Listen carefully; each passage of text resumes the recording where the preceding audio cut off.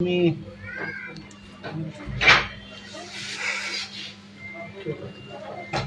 মুফতি Mohibullah Miyaji Tongi BTCL কেন্দ্রীয় মসজিদের খতিব। আমি গতকাল হাঁটতে বাইরে ছিলাম 7টার দিকে। এর আগে বিগত এই ডিসেম্বর মাসে থেকে ডিসেম্বর, ফেব্রুয়ারি, জুন, আগস্ট এই 4 মাসে এই কয় মাসে মানিনি, ডিসেম্বর, ফেব্রুয়ারি, জুন, আগস্ট এই কয় মাস হয়, এই কয় মাসের ভিতরে 4টা চিঠি দিছে বেনামি। মানে প্রথম চিঠিটা লেগছে আপনি করিয়া, এরপরে চিঠি লেগছে তুমি করিয়া, এরপরে লেগছে তুই করিয়া। লেগছে যে তুই আমাদের কথা মোতাবেক এই অখণ্ড ভারত মাতার পক্ষে মেম্বারে বসা কৌশলে কথা বলবি, কারণ পূর্ববঙ্গের ভারত ছাড়া আপন কেউ নাই।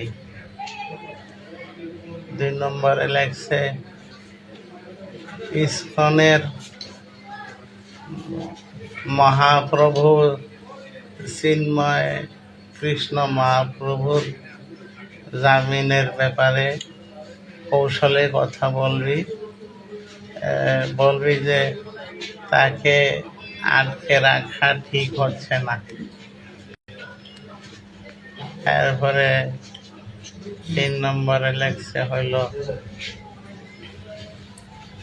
এই পূর্ববঙ্গের সব ধর্মভিত্তিক দল বিএনপি, এনসিপি এদের সকলের বিরুদ্ধে মেম্বারের বসা কৌশলে কথা বলবি।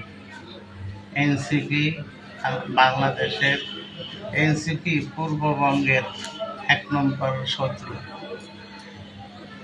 3 নম্বর। 4 নম্বরে লেগছে যে তুই কৌশলে মেম্বারে বসা এই মাসালা দিবি যে মুসলমান মেয়েরা হিন্দু ছেলেদের সাথে প্রেমে বাধা নেই। এই আমাদের কথা মতো এই 4টা কথা বলবি, আর না হলে তোর মৃত্যুদণ্ড দেওয়া হবে। এরপরে এই 4টা চিঠি আমি বেনামি, যেহেতু এই উড়ো চিঠি এই সিরিয়া ফেলাই দিছি, এবারে বলি নাই গন্ডগোল লাগবে, খালি ঝামেলা করে লাগবে। আর জানতাম আমার এক প্রস্তাব বলছিল যে উড়ো চিঠিতে গান দিতে হয় না, এলে আরো বেশি করিয়া চারটা ধরে। এই জন্য আর এগুলি সিরিয়া ফালাইছে। 5 নম্বরের চিঠিটা দিছে হইল এই 25/9/25 তারিখ, 25/9/25 এই বৃহস্পতিবার ফজরের নামাজের জন্য মসজিদে আসতে রয়েছি। দেখি যে ঘরের আমার বারান্দার স্টিলের গেটটা বাইরে দিয়ে আটকানো, আমি খুলতে পারতেছি না। মহাজনের ফোন দিলাম যে আমার বাইরে নাও, আমি তো বাইরে দিতে পারতেছি না। এরপরে মহাজনে আসলো, বাইরের টিনের গেটটা এটাও বন্ধ।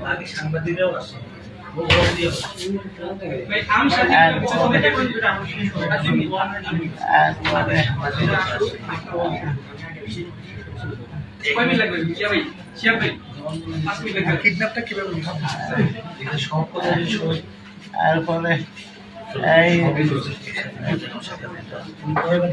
5ম চিঠিটা পঞ্চম চিঠিটা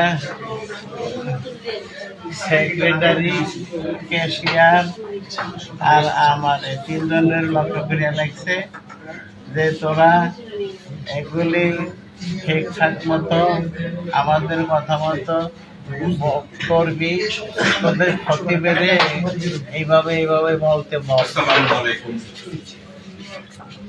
আর না হলে তোদের সবার মৃত্যুদণ্ড দেওয়া হবে এবং তোদের এই স্ত্রী, মেয়ে, এদের কাউরে খারাপ কথা লাগছে যে ইয়া থেকে, দর্শন থেকে বাঁচাতে পারবি না। আর লাগছে যে এবার তোদের খতিবের ঘরে পেট্রোলের আগুন ধরবে।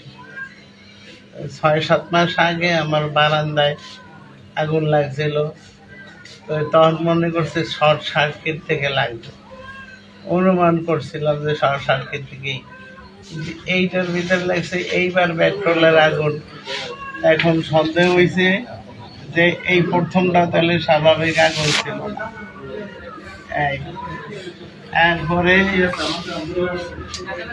এই 21-10 তারিখ পরশু দিন মসজিদের উত্তর পাশের জানালা দিয়া আর একটা চিঠি এই সেক্রেটারি, ক্যাশিয়ার লক্ষ্য করে আর আমার লক্ষ্য করে লাগছে যে তোরা তোরা তোরা পুরুষ না, তোরা দুইজন খারাপ কথা লাগছে যে তোরা পুরুষ না, তোদের তোদের তোরা তোরা হিজড়া,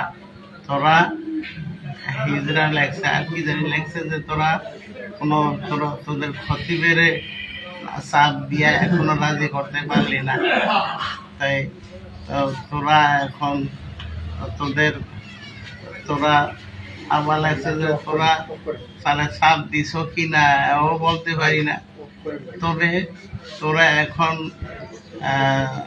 আশঙ্কা মুক্ত বা ঝুঁকি মুক্ত কি লাগছে সেক্রেটারি, ক্যাশিয়ারের। এরপর লাগছে তবে তোদের খতিব শেষ, তোদের খতিব শেষ। এরকম আরো বহু মৌলবাদীদেরকে এরকম ওই যে ওই চিঠিগুলি লাগছে যে যদি কথা মানুষ তাহলে তোদের 3 জনকে 1 কোটি রুপি করে দেওয়া হবে। তোদের খতিব 6 মাস পর্যন্ত মেম্বারে বসা রেগুলার বলতে থাকলে 6 মাস পরে 1 কোটি রুপি করে এক একজনকে দেওয়া নিশ্চিত করা হবে। আর যদি অমান্য করস তাইলে মানে আমাকে 3 জনের মেয়ে, স্ত্রী, এদের ব্যাপারে খুব খারাপ কথা লাগছে যে এদেরকে আমাদের হাত থেকে বাঁচাইতে পারবি না, তোদের মৃত্যুদণ্ড দেওয়া হবে। এবং এমন কিছু কথা লাগছে এগুলি মুখে চোখ দিয়েও পড়া যায় না, এমন কথা লাগছে ভাষাই পড়াই যায় না, এমন খারাপ কথা লাগছে। এরপরে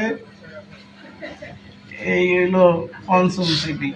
এই 6ষ্ঠ চিঠিটা দিল এই 21 তারিখে, পরশু দিন। লাগছে যে তোদের এই মতো তোদের আমাদের কান্ট্রি দেখছে, আমাদের কান্ট্রি সব মৌলবাদীকে সাহায্য করে না। আমরা সামান্য স্বার্থের বিনিময়ে তাদেরকে কোটি রুপি সাহায্য করে থাকি। এমন কত মৌলবাদী আমাদের অফার গ্রহণ করছে, ওদের এই ইমাম নামের কুকুরটা এই অফার গ্রহণ করলো না, তবে ওর জীবন দিয়ে মূল্য দিবে। এরপরে আর কি কি লাগছে মনে নেই।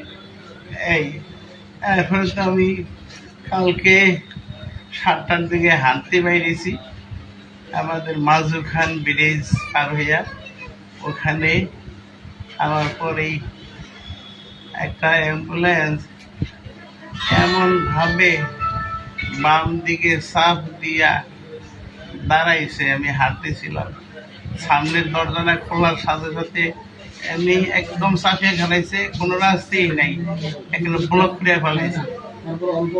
সাথে সাথে একটা কি জনের রুমাল না কাগজ নাকি মুখে ধরছে একজনের পিছন থেকে, একজনে পিছনের দরজা খুলিয়া এমন জোরে থাপ্পড় দিছে 2-3টা। আমার এইখানে ব্রেন টিউমার অপারেশন হয়েছে এই ডাইন পাশে। এই অপারেশনের জায়গায় কান সহ কান বন্ধ হয়ে গেছে, কান দিয়ে কিছু শুনি না। আর আর দেখি যে এখন ওই আঘাতের কারণে আর ওই কি জানি নাকের কাছে অক্সিজেনের মতো একটু গ্রান কি জানি একটা গ্রানে আমি আর বলতে পারি না। শেষে এই চলতেই আছে, কালকে সারাদিন চলছে। আমি যখন একটু ভিতর দিয়েই আমার চোখ বাঁধতে পারিছি কালো কাপড় দিয়ে, আমি একটু এই ডাইন ইয়া দিয়ে উপরে তখন আবার প্রচণ্ড থাপ্পড় দিয়া নাকের কাছে কি দিই, আবার আমি আর কিছু বলতে পারি না।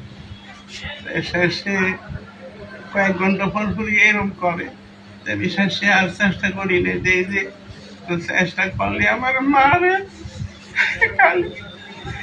আমি আর চেষ্টা করি না। এরপরে এর ভিতরে চলতে যে আছে চেতনই নেই, যে কই নেই কি নেয় কি করে আমার আমি জানি না।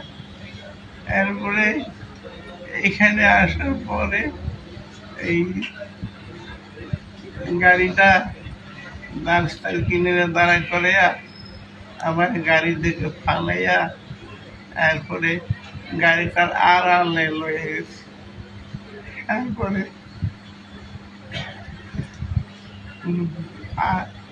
কাছের আমি অনুভব করলাম, শক্ত বান্ধাই অনুভব করলাম যে কাছের বোতলে পানি ভরিয়া তারপরে আমার এই 2টা না 2 রান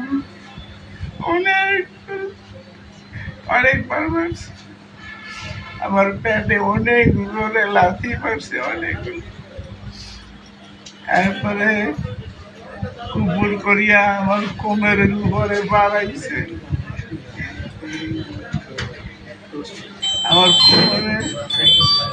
আমার কোমরে অনেক ব্যথা।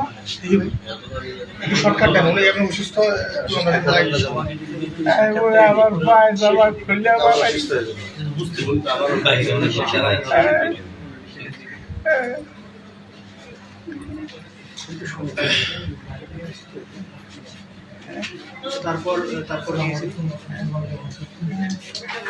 এরপরে আমাদের উপর করিয়া আমার পায়ে জামা খুলে ফেলাইছে। তারপরে